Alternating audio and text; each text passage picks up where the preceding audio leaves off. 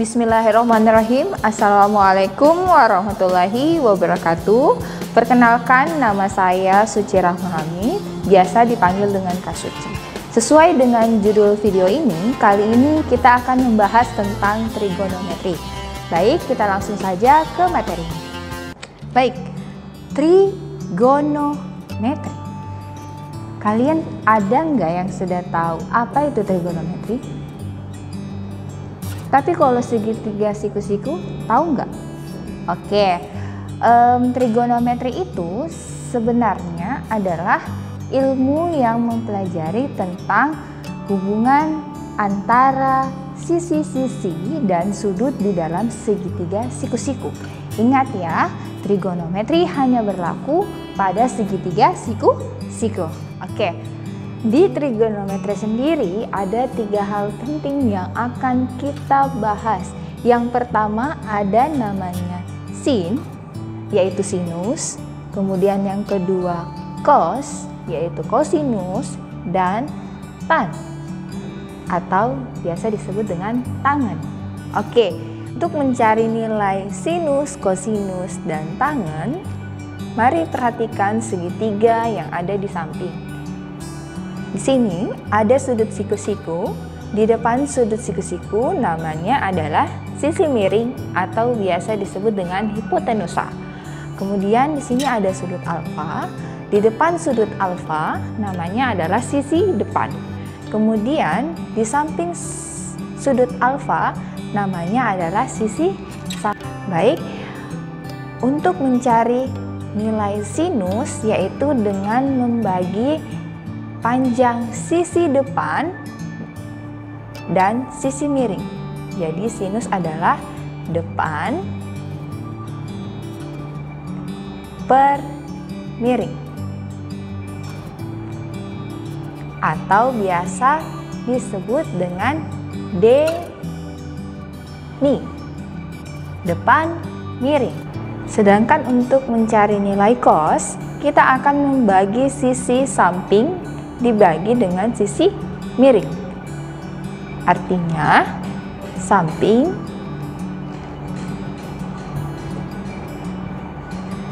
per miring, atau biasa disebut dengan sami.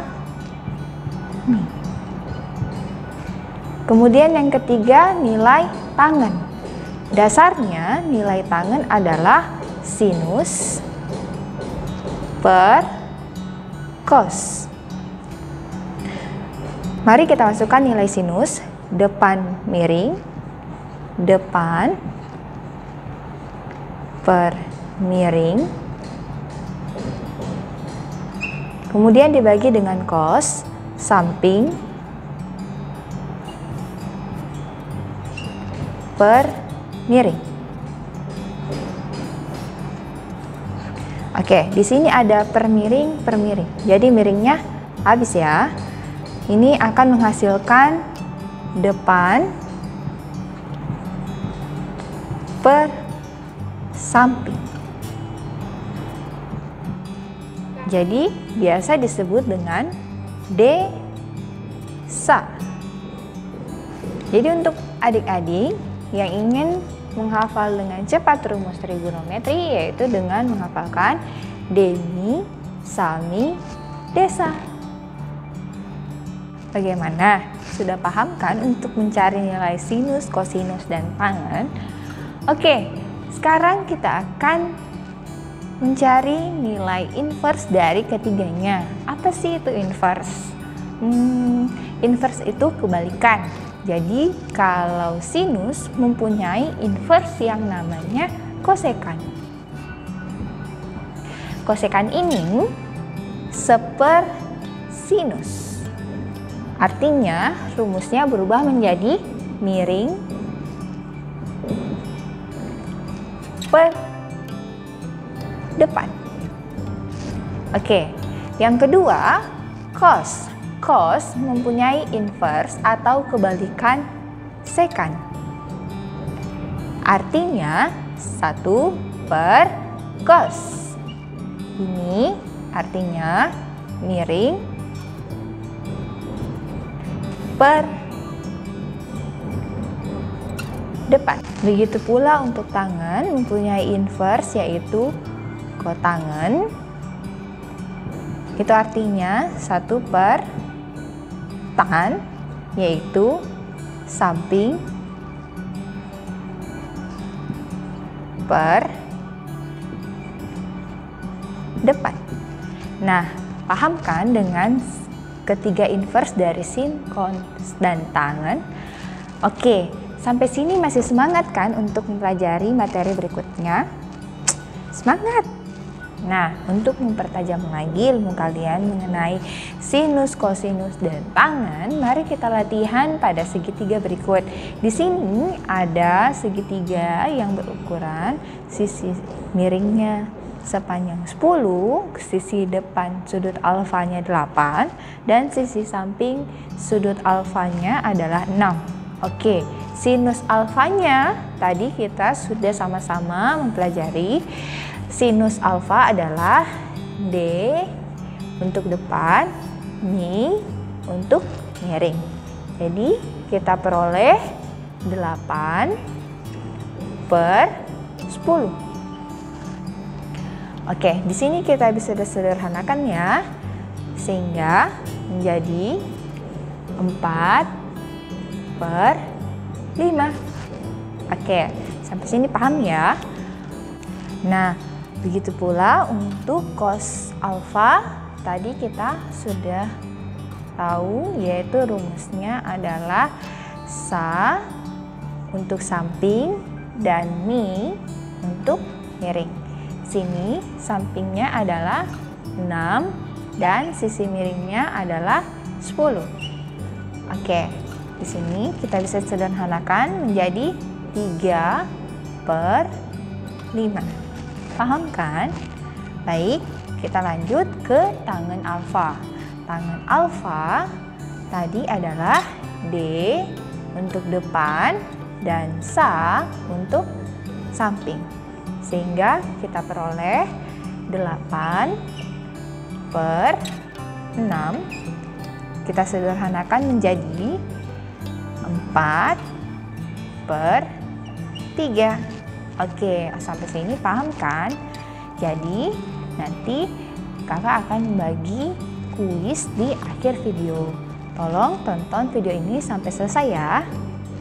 Oke, sekarang kita masuk ke materi sudut istimewa. Di dalam materi trigonometri, nanti kita akan mengetahui sudut-sudut istimewa dari sinus, kosinus, dan tangan. Yaitu ada 0 derajat, 30 derajat, 45 derajat, 60 derajat, dan 90 derajat. Oke, bagaimana sih cara menghitung sudut-sudut istimewa dari sin, cos, tan? Pertama, kita akan mulai dari sinus. Oke, di sini saya akan menuliskan 0, 1, 2, 3, 4. Kemudian setelah itu kita akarkan semua dari angka tersebut. Akar 0, akar 1, akar 2, akar 3, akar 4. Akar 0 berapa? 0 ya. Kita hapus akarnya, berarti sisa 0. Akar 1, 1 ya. Berarti kita hapus juga akarnya. Akar 2, tetap ya, akar 2. Akar 3 juga gitu ya. Kalau akar 4 berapa? 2. Oke. Jadi kita hapus, kemudian kita tulis 2. Oke, setelah ini sudah selesai atau belum? Belum ya. Kemudian setelah kita akarkan semuanya, kita kalikan dengan 1/2. Oke, semuanya dikali 1/2, kali 1/2, kali 1/2, kali 1/2, ini juga kali 1/2.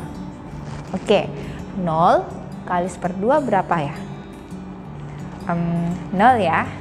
Tapi di sini tetap 0. 1 kali 1/2, 1/2, akar 2 kali 1/2, hasilnya adalah 1/2 akar 2. Akar 3 kali 1/2 adalah 1/2 akar 3. 2 kali 1/2 hasilnya adalah 1. Baik, kita pindah ya ke sebelah sini. Nah, setelah kita mendapatkan nilai sinus dari 0 sampai 90, bagaimana cara mencari nilai kosinus? Itu gampang banget, teman-teman. Nah, nilai kosinus adalah nilai sinus yang dibalik. Dibalik seperti apa? Artinya yang 0 itu sama dengan nilai sin 90. Yaitu di sini 1, kemudian ini 1/2 akar 3, yang ini sama ya, 1/2 akar 2, yang ini ke sini 1/2, dan di sini adalah 0. Baik, sampai di sini paham ya? Oke, kita lanjut dengan nilai tangen. Tadi kakak sudah menjelaskan kalau nilai tangen adalah sinus dibagi dengan kosinus. Sekarang kita akan bagi nilai sinus dan kosinus. 0 bagi 1, 0 ya. 1/2 dibagi dengan 1/2 akar 3, itu akan diperoleh hasil 1/4 akar 3. Kemudian 1/2 akar 2 dibagi dengan 1/2 akar 2, sehingga diperoleh hasilnya adalah 1. Kemudian 1/2 akar 3 dibagi dengan 1/2, itu menghasilkan akar 3, dan 1 dibagi dengan 0, hasilnya adalah tak terdefinisi, bukan tak hingga ya. Ingat sekali lagi, di sini tak terdefinisi, bukan tak terhingga. Biasa kita simbolkan dengan lambang seperti ini. Tetapi ini bukan tak hingga ya. Sekali lagi saya ulangi, ini bukan tak hingga, artinya tak terdefinisi. Sampai sini paham ya dengan sudut-sudut istimewa trigonometri? Nah, tadi sudah paham kan mengenai sudut-sudut istimewa dan besarannya dari setiap sin, cos, dan tangen. Oke, tapi ada pertanyaan, Kak, gimana caranya untuk mencari besar sudut di luar sudut istimewa? Oke, sekarang kita akan bahas mengenai kuadran. Kuadran ini adalah 4 daerah dalam trigonometri dengan menggunakan pendekatan lingkaran, yaitu 360 derajat. Oke, di daerah pertama yaitu namanya kuadran 1, itu besar derajatnya dari 0 sampai 90. Kemudian di kuadran kedua itu 90 sampai 180 derajat. Kuadran ketiga yaitu 180 sampai 270, dan di kuadran keempat ada 270 sampai 360. Oke, kita bahas kuadran pertama sampai kuadran keempat ya. Oke, sekarang kita bahas ya dari kuadran pertama. Di kuadran pertama yang bernilai positif adalah semuanya. Jadi sinus, kosinus, dan tangen semuanya positif. Jadi sini kita tulis semua positif. Kemudian kita ke kuadran kedua.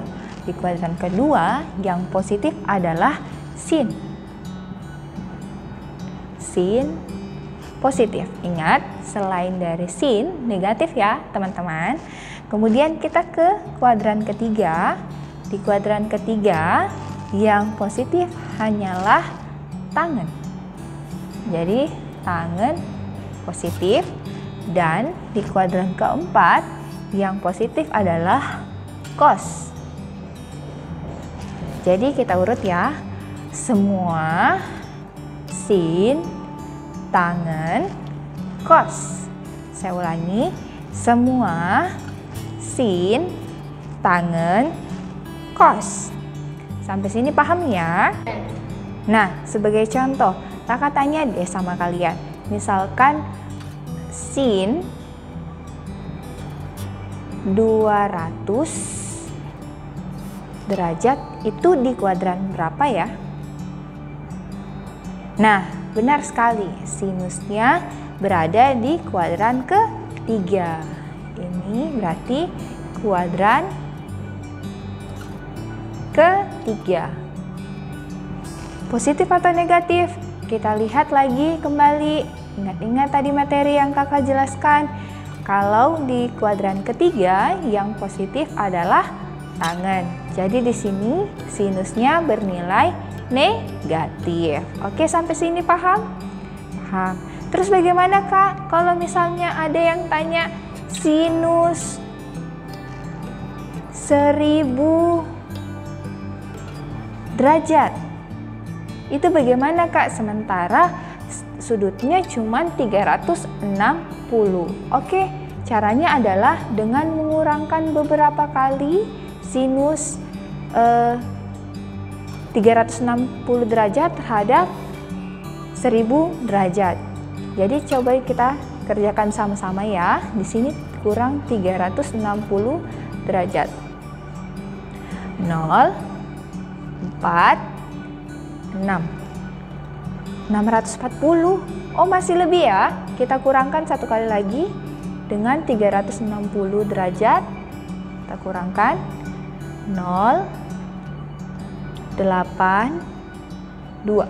Oke, di sini kita sudah dapat sudutnya adalah 280 derajat. Dari sini sudah bisa ditahukan kalau misalnya sin 1000 itu berarti berada di kuadran berapa adik-adik?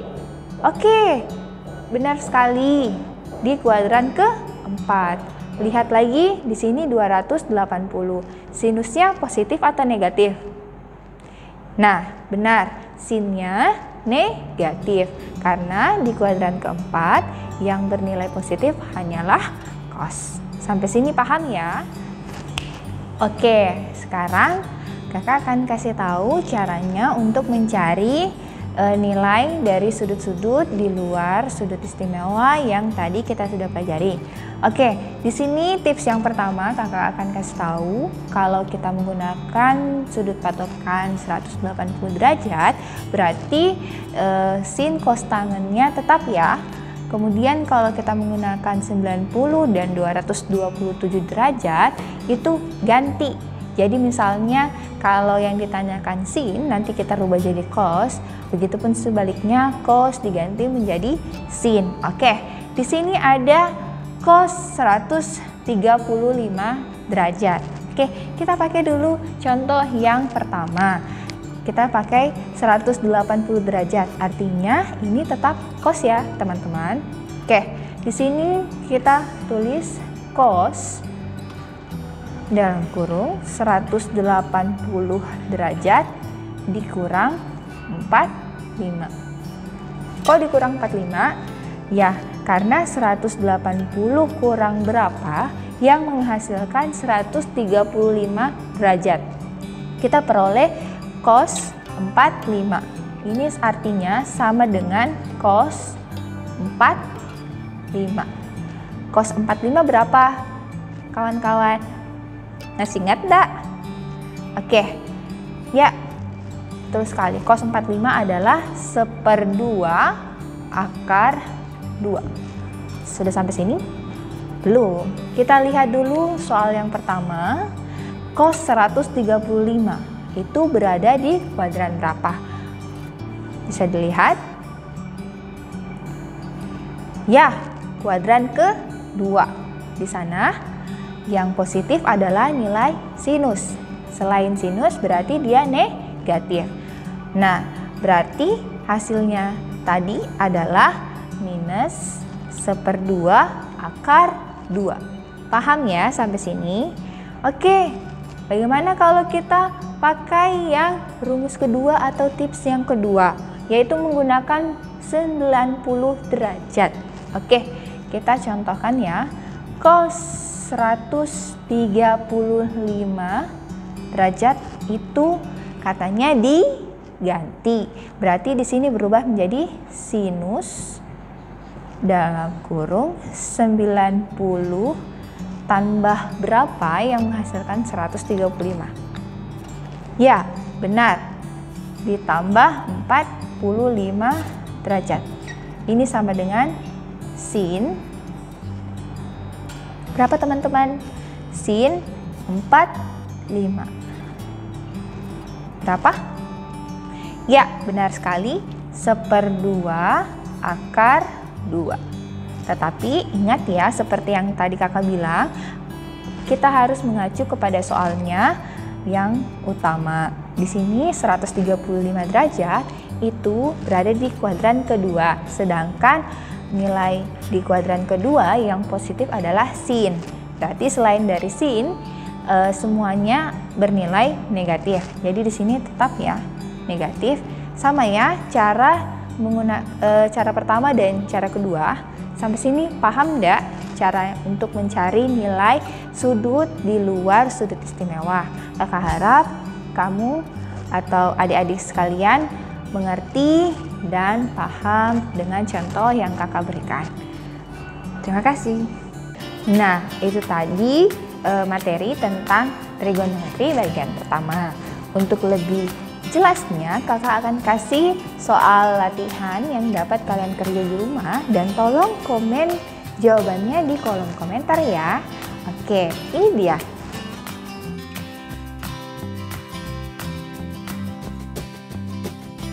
Nah, itu tadi soal latihannya ya. Kakak harap kalian semua bisa menjawabnya dengan benar dan tepat. Jangan lupa tulis komentar kalian tentang jawabannya di kolom komentar ya. Oke, nantikan video selanjutnya. Jangan lupa subscribe, like, comment, and share. See you on my next video. Dadah!